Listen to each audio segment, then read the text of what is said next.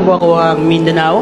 Opo, So, welcome. sa Mindanao po kasi, yung talagang para sa akin, kaya mahirap sa akin i-embrace yung Muslim kasi, yung mga Muslim kasi doon, iba kasi, kumbaga, ang naririnig ko doon, pag ikaw nakapatay ng Christian, Muslim ka, susunduin ka ni Allah. Yun yung mga haka-haka doon sa Mindanao. So, yun yung ano ko, ano pa talaga?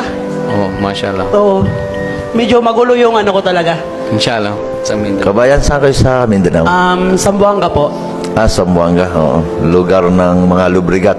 Oo. Okay. So, ikaw mismo ang nagsabi na naka-experience ka sa mga Muslim doon na ganon. Pero, napakapalad mo, napakinggan mo ngayon ang lecture ni Brother Omar. Yun ang paniwalaan mo. Yun ang teaching ng Islam. Kaya, Salamat po. yung nakita mo doon, kano mo na yun?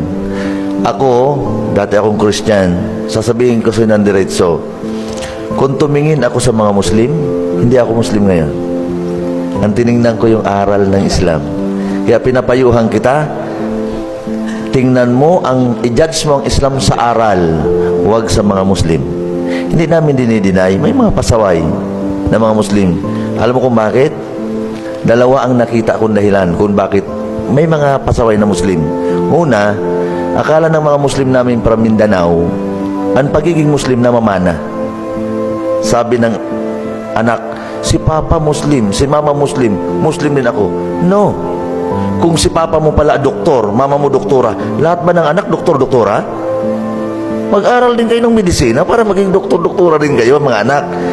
Ganon sa Islam. Kung ang Papa mo ay pinag-aralan ng Islam at isinasabuhay, ang Mama mo pinag-aralan ng Islam at isinasabuhay, mga anak, kailangan pag-aralan mo rin at isabuhay para kayo matawag na Muslim. Okay? So yun ang nagiging dahilan kaya may mga nakita tayo na pasaway. Isa pang dahilan, dahil nga sa kakulangan sa kaalaman sa Islam. Hindi niya maisabuhay, pero nakakalungkot. Hindi yan nagdadasal ng 5 beses sa maghapon. Umiinom pa ng nakakalasing.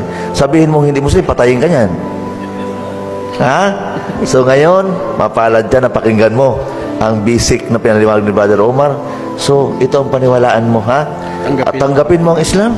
Pagbalik mo doon, pangaralan mo.